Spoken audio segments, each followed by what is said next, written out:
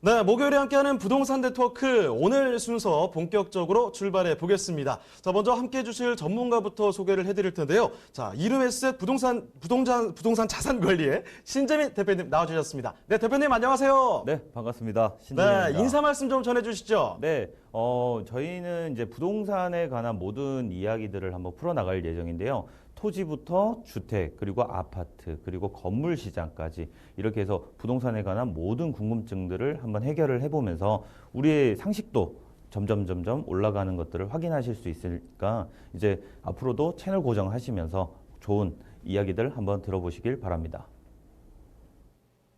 자, 그럼 신재민 대표님과 함께 오늘 부동산에 관련한 이 상담 한번 나눠보도록 하겠습니다. 자, 첫 번째 상담 받아보도록 하죠. 여보세요? 네. 네. 제가 인테리어업을 하고 있는데요. 예, 실장님. 네네. 현금 5억으로 서울에 집을 짓고 싶어서 알아보고 있는데 네. 가능할까요?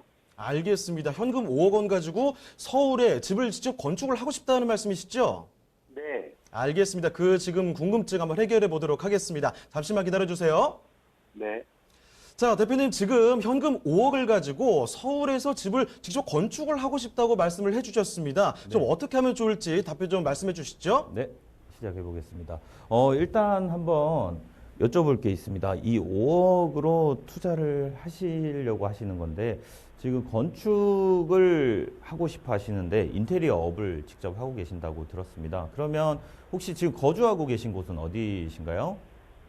네, 송파구 방이동에 거주하고 있습니다. 송파구 쪽에. 그럼 직장은 어느 쪽에서 지금 인테리어 업을 하고 계신가요? 반포에서 하고 있습니다. 반포에서. 그렇다면 지금 행동 반경이 지금 한강 이남 쪽에서 강남 혹은 송파 쪽에서 활동을 하고 계시네요. 이걸 왜 여쭤봤냐면, 어쨌든 건축 현장이라는 것은 거리가 사실은 굉장히 멀게 되면 손에서 멀어지면 이 관리 자체가 쉽지 않아진다라는 개념이 돼서 오히려 거주지를 옮기는 것이 아니라면 좀 인근에서 움직여야 된다라는 개념에서 한번 질문을 드려봤습니다. 그러면 혹시 건축을 하려는 목적이라든지 혹은 건축을 했을 때 어떤 건물을 짓고 싶다 혹시 이런 생각은 해보셨나요 혹시? 네. 협소주택을 하고 싶습니다. 협소주택이요.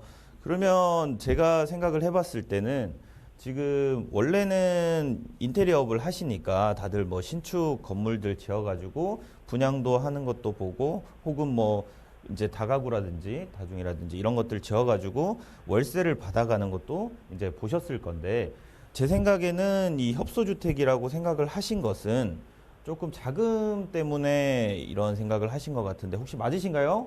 네.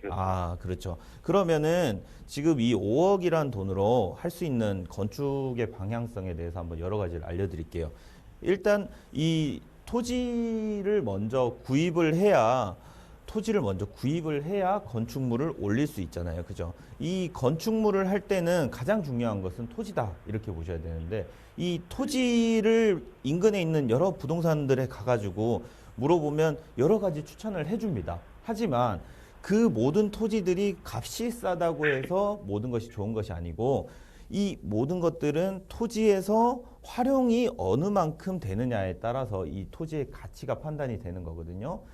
자, 봤을 때 어떤 토지는 북도로를 물고 있고 어떤 토지는 남도로를 물고 있고 뭐 서도로, 동도로 이렇게 얘기를 하는데 이 도로의 상황에 따라서 어느 정도 건물을 지을 수 있을지에 대해서 달라집니다. 그래서 가장 좋은 것은 북도로 물고 있는 이런 토지가 오히려 건물을 많이 높게끔 활용할 수 있는 그런 토지로 만들 수 있다라고 보시면 될 것 같고 가장 중요한 것은 북도로 물고 있는 것들은 같은 번지임에도 불구하고 이렇게 있을 때 1번지가 있고 2번지가 있고 3번지가 있고 4번지가 있으면 위쪽에 도로가 있다라고 가정을 해보겠습니다. 그렇다면 도로가 이렇게 다 물려 있더라도 가장 가치가 높은 것은 1번지, 2번지 이렇게를 보셔야 된다는 거예요. 그래서 가장 중요한 것은 건폐율, 용적률에 대한 얘기인데 건폐율과 용적률에 따라서 내가 알맞는 토지를 먼저 선정을 하고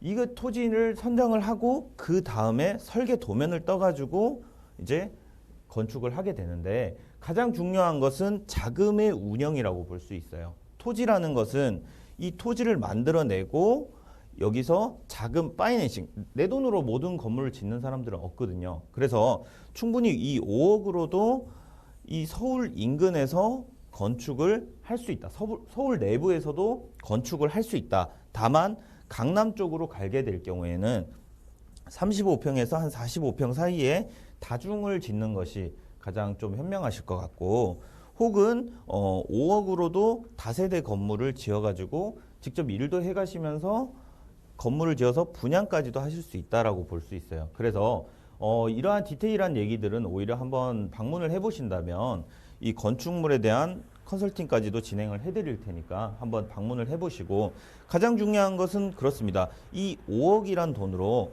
오히려 뭐 지방권에 가버리면 오히려 돈이 남는 경우도 있어요. 자금만 잘 운용을 하신다면. 그렇기 때문에 지금 인테리어업을 하시기 때문에 이 자금들을 활용을 하는 방법을 조금만 더 배우신다면 골조만 올라가면 그 내부는 다 채우실 수 있을 겁니다. 그렇기 때문에 오히려 조금 더 수월하다. 그래서 이 땅을 찾는 것이 가장 급선무이긴 하지만 그 전에 앞서서 자금을 풀어낼 수 있는 그런 상담을 먼저 한번 받아보시는 게 가장 중요하다라고 말씀드릴 수 있고, 건폐율 용적률을 따져가지고 오히려 설계 도면을 건축 사무실에 계속 보내는 것도 돈이 들 때가 있어요. 왜냐하면 처음 건축을 하신다면 오히려 아는 건축 사무실에 도면을 떠달라고 얘기를 하는 것이 조금 더 편할 때가 있기 때문에 오히려 한 군데를 딱 지정을 해가지고 그 일대부터 먼저 조사를 다 끝낸 다음에 그 주변으로 점차 확대를 해서 나가면 좋을 것 같다라는 거고, 자금 운영이 조금